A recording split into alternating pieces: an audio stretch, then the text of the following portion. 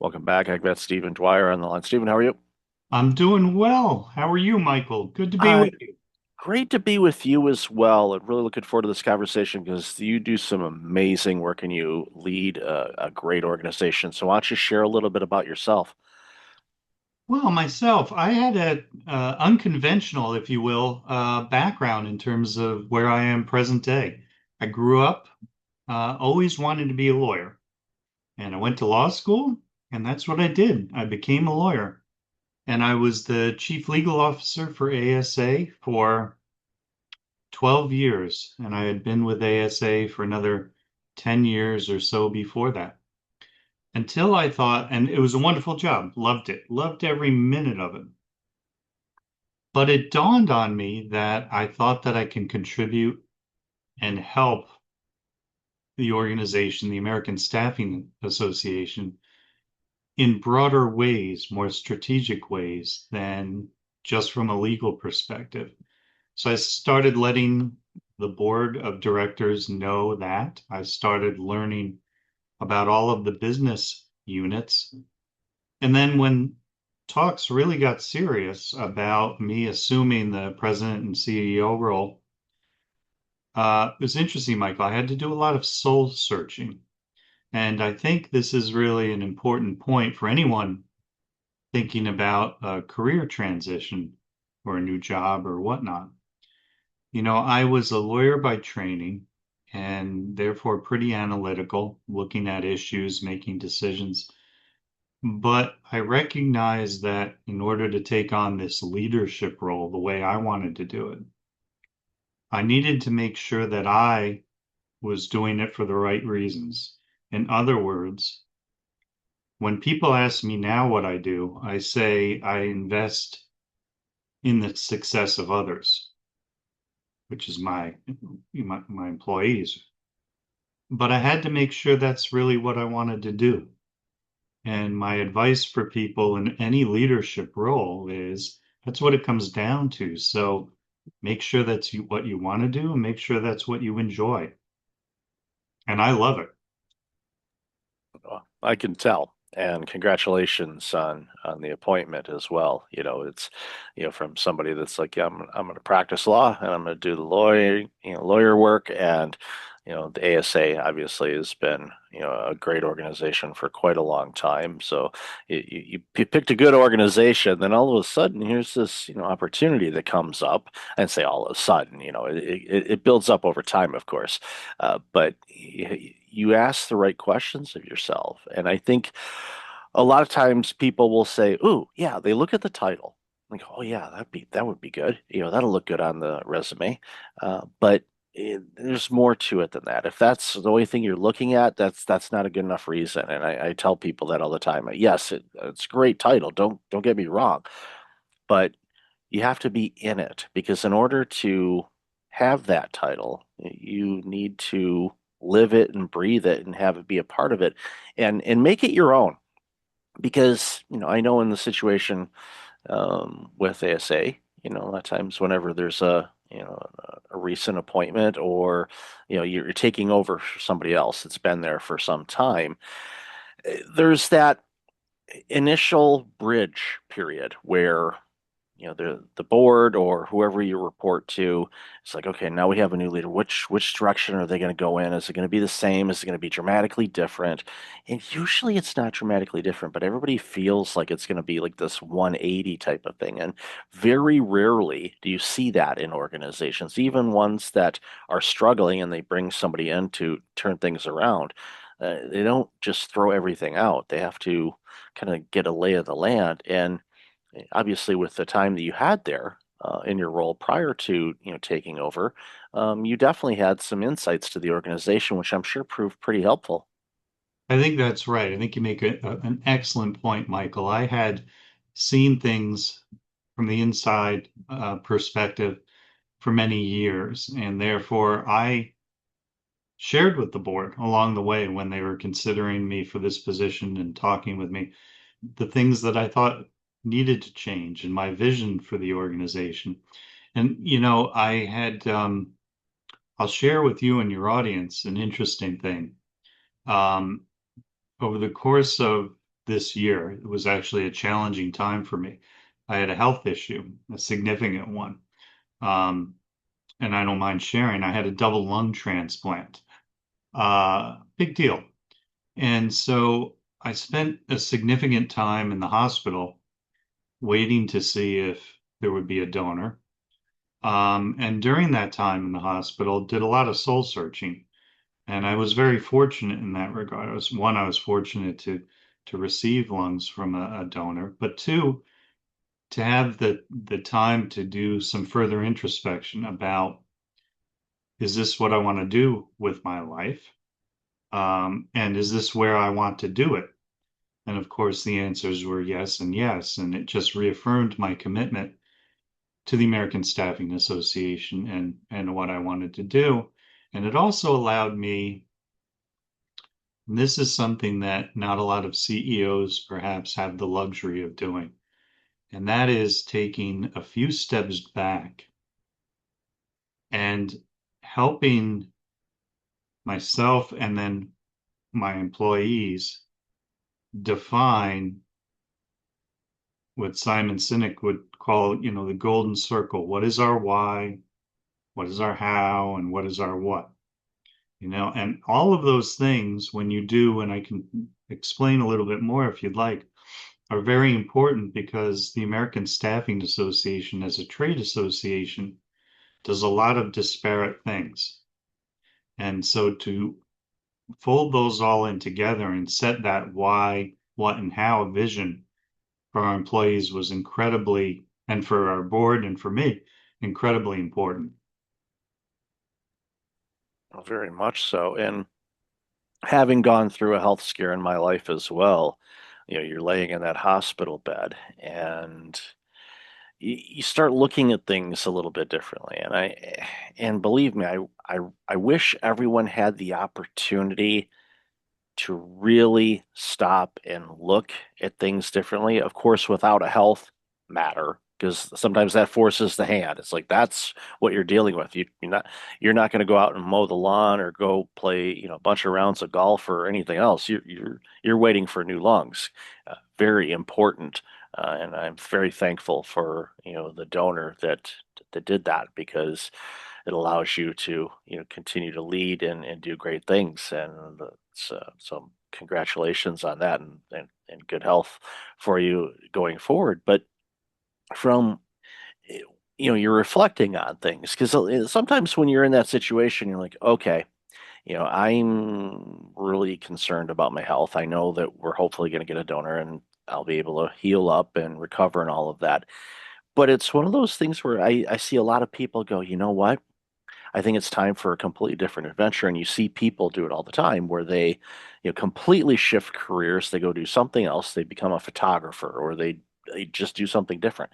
Where you went, no, I want to continue down this path because I'm enjoying it. And I think, and that's something that I want people to think about too, is just because you have a life altering event or potential life altering event doesn't necessarily mean that you need to change course. The course that you were on may be an amazing course for you and you love it. Don't feel the need. Don't overlook the opportunity to reflect, which you did. But I think it gives us again that moment of, I don't know if it's clarity, but it's definitely okay. It's in this noise and chaos of waiting for new lungs. I'm guessing, like with me, because mine was heart related, there was this calmness about it, which a lot of people outside of it would be like, but I think for me, there was this calmness about that period of time where I could say, okay, let's reflect and let's take a look at that. Was your experience the same? Did you have that kind of calmness as you were waiting for your new lungs? Yeah, I can relate to everything you just said. And I think that it would have, if I was in that hospital bed and thinking about my work future, it would have been easy for me to make a decision in two cases. One, if I hated what I was doing, then I would have pivoted and said, okay, I'm out of here. I'm going to do something as you said, completely different, right? Or if I loved what I was doing, if what I was doing was my passion, which was exactly the case. And so for me, yes, I had a sense of calm because I knew, knock on wood, I was exactly in the right place where I wanted to be, where I thought I could add tremendous value, and frankly believed in the organization um, so deeply. All of that was so important to me. So it was, yeah, it was not a hard decision, and it was a sense of calm, as you just said. Yeah, I'm glad to hear that I wasn't the only one that was feeling that because I mentioned that to other people that had not, been through anything like what I did, and they're like, "How could you be calm?" I was like, "Because I chose to, and it was really easy for me to be calm because being frantic and scared, not saying that I wasn't, have some fear involved, but it was, I found it a lot more clear for me to just be relaxed. And too bad I should have been relaxed before, then maybe I wouldn't have had the cardiac event, but that's another story for another day. Yeah, right. Um, but I want to segue a little bit, and obviously, the great work that ASA does, and providing insights as to the current staffing situations that we faced or face as a country, what's going on, some trends, what we're seeing, reports, monthly reports, quarterly reports, all of those stuff. And I get those stats come in all the time. And for me, I look at it and go, okay, I'm seeing some trends here. And, the research is beyond deep. It's amazing, the amount of research that your team does.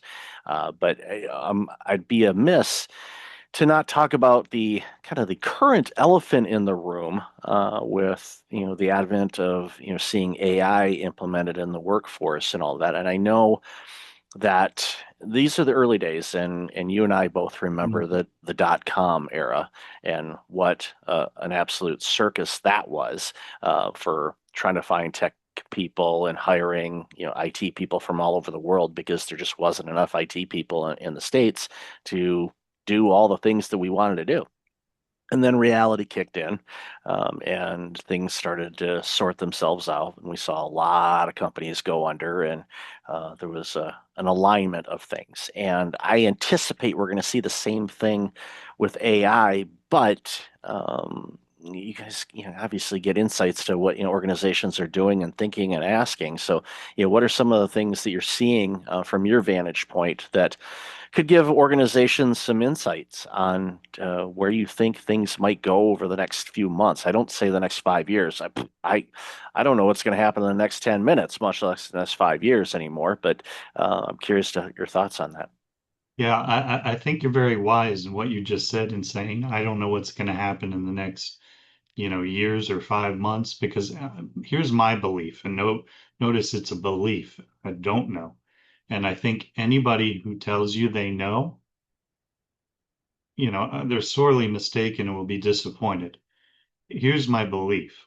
My belief is that we are looking at the most profound um, technological revolution in our lifetimes and perhaps in the history of the world, period.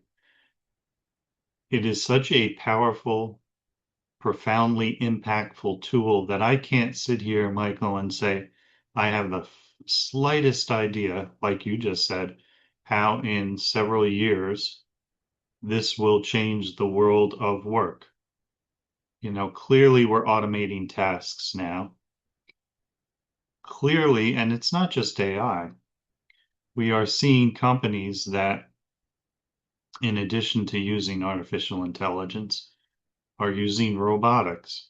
So, for example, some staffing agencies have seized upon that as an opportunity, knowing that their clients in the light industrial space, manufacturing, construction, and other spaces may not have the capital, excuse me, to invest in a full team of robots to do these jobs. So some staffing agencies are making that investment and saying we will lease out robots to our clients. from a human resource, or we're going to have to come up with another name, resource, something resource, not human. The benefits are obvious, right? There's no, no, they don't call out sick, all the things that we know about robots, right? So they can increase efficiency. The question from the staffing agency's client's perspective is, what toll does that take from a human relations perspective, from a job work environment perspective, if you just continue to automate? There will always need to be people, presumably, in certain jobs. What those jobs are, I couldn't tell you. But what does that mean for the people who are left over, who are still working in that company? Do they find fulfillment? Do they have a reason to be innovative when they can just say, well, AI is going to do it for me? Do they have a reason to work harder? What's their motivation? All of these are profound questions beyond just productivity questions. I mean, these are really kind of, we're just talking about meaning of life kind of questions. These are meaning of life questions only in the workplace atmosphere. So, what I can tell you now that we're seeing, absolutely, our clients, our members, staffing agencies using AI to automate in terms of interaction with candidates and interaction with clients, to screen resumes, to interview candidates, to fully understand client needs about their workforces. They're embracing it wholeheartedly. We have not seen, in connection with that, um, unlike other industries, perhaps, widespread layoffs because of the adoption of AI. What has been said, and I do think it's true, is that it has freed up employees to do so-called higher level work. And that's the goal because then they're more productive and more fulfilled. So that's what we're seeing right now as a snapshot. And it makes sense too, because the argument that I hear, and I do a lot of work in burnout prevention and recovery and workplace culture, and the things that I hear in the conversations that I have with organizations and team members is there's a lot of things that they want to do, but they can't because they're bogged down with so many other things. And it kind of goes back to even, the Great Recession. And I know a lot of organizations, did a ton of layoffs during that time. And the people that were fortunate enough to keep their jobs, well, they had to do the work of their colleagues that are no longer with. And many organizations, figured out, okay, we're getting, the output that we need. Maybe we don't need to bring back the same number of people. So the workloads that we see in many cases has increased a bit. And even with technology, even before AI, the tech has been advancing, but the workloads have been increasing as well, which I tell people, it's like, yeah, I've got so much work to do. And I said, yeah, I tell people, that's a good thing, right? And they kind of look at me like, what do you mean? It's like, it means you are likely going to retain your job because you've got plenty to do. But I know there's this, and I agree with you 100% on the letting AI deal with the automation of certain things that can be done by AI easily right now and allow, the human side of things to be more creative and come up with that deeper level work and the growth work where people feel inspired, like I finally get to do this. Because when you take off those handcuffs that a lot of people are wearing, virtual, of course, or not real, it frees them up, and all of a sudden, that's when creativity happens. And that's when you start seeing innovation and business growth and all of that. And we know and we see it. Those companies that thrive and continue to expand and grow, innovation is part of their DNA. They're constantly looking for something different. They're not just saying, "Yep, we make this stuff and we've made this stuff and it's going to be this way and we've been around since 1987 and but we haven't changed anything." It's like, are you going to see the 40th anniversary? Maybe you're going to see the 50th. I don't know. So it definitely gives opportunities to people and organizations to, not only, and this is from a staffing standpoint too, not only say, okay, we have the automation of the tasks that we used to have a lot of people do.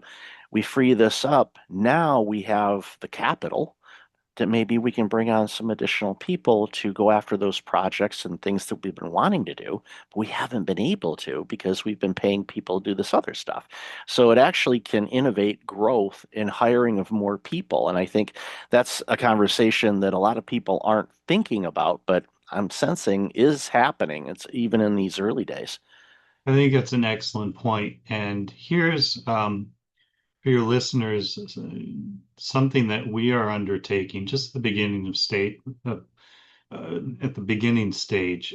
And I think, I hope, and expect it will be very useful for our organization because I know other organizations have used this approach.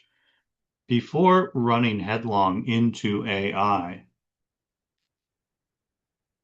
or maybe in conjunction with running headlong into I would suggest that leaders stop and ask employees two questions. One question is, what friction do you encounter during your day? What frustrates you on a day-to-day basis? What makes your job harder? And at first they may say, well, I don't know, but once you get into a deep conversation and really elicit their day to day, well, walk me through what you do day to day. Some things will quickly stand out, I believe, in terms of friction. And I suspect that a lot of that friction can be addressed through AI. Once that friction is removed or lessened, perhaps, then to your point, you have happier employees, more motivated employees. They can spend their time on what really matters as opposed to what just has to get done. They're not dealing with the friction. So that's question number one. Then I would suggest that leaders ask their employees the second question. What friction are our clients uh, suffering from when they deal with us and our product and our service? Now, you can certainly ask the employee also, how would we address that friction? But at the very least, they should be telling you their opinion about the friction that the clients are encountering. And again, I suspect AI can deal with that or help deal with it. So those are two disciplined approaches, I think, to starting to incorporate and get higher level work out of your people and therefore more employee satisfaction. And I love that because when you ask an employee, what are the customers telling you? And not just a, transactional type of question, but, deeply under wanting to understand, okay, what are you seeing? Because from a leader standpoint, and you know this, we see things at this level differently than the people that are on the front lines and engaging with the customers every day. What are they seeing? And I love the friction question. That is an amazing question because, I've talked to people, on the show, recently quite a bit about AI and implementation and whatnot. And a theme that I keep coming up against, or actually for, is uh, you mentioned this a moment ago. You jump 2 feet into AI. It's like, well, before you do that, you probably should understand the processes and the workflows of your organization. Otherwise, you're just going to automate silos and workflow bottlenecks and things like that. You take a little bit of time and actually get a better understanding of how your organization is running because if you have those conversations with people, you may find there's some opportunities even without using AI to streamline some things and make it a little bit easier and more efficient for your customers and your internal staff to improve things. And then that way, when you do implement AI, you're starting from a cleaner plate. And I think that helps. And I mean, believe me, I know everybody thinks, oh, we're behind in AI. We all are. Don't worry about it. We're these are thinking pioneer days, the wagon hasn't even left the yard yet. I mean, it feels like it has, but no, we're still in the very early days. But I'm excited for the opportunities because my hope is that, like you've shared, that it's going to improve, just the productivity and the happiness of employees. And happy employees are productive. And boy, oh boy, if that happens, then they make better products and services, which you and I benefit from. Absolutely. I agree 100%. And I would be remiss to share one last thought I have about AI. So many of us are focused on automating tasks and increasing efficiencies, and rightly so. We should be thinking about that and how AI can increase efficiency. I'm not sure, perhaps it is, enough thought is being given to how AI can help redefine or impact, perhaps, our long-term vision of our respective companies and organizations. So let me give you an example of what I'm talking about, and it's particular to the American Staffing Association. Um, in talking about the how, how we want to be fueling our members' growth, staffing agency growth. Well, we had been talking about the how was by being the epicenter of information to help fuel staffing agency growth.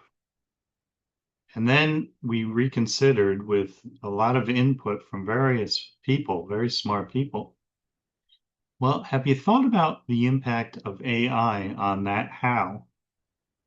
Because information through AI is going to be ubiquitous. You can access any information. But where AI isn't right now, at least in the short term, and what ASA can and does and should continue to offer is knowledge, expertise, and insight to help our members grow. There's a difference between just information and knowledge, insight, and expertise. And I thought that was wonderful input. So we've adopted that. And that was taking into account what AI is doing now and what it might be doing in the short term and refocusing us on how we add value to our members, our staffing agency members. That's an amazing way to use the tool for sure. So, Stephen, I love this conversation. I said I could probably talk to you for 6 or 7 hours on this stuff, but I really appreciate your time today. Where can people find out more about you and all the amazing work that's being done at ASA? AmericanStaffing.net. And Michael, it has been a pleasure. Thank you so much. Thank you for your time today. Appreciate it.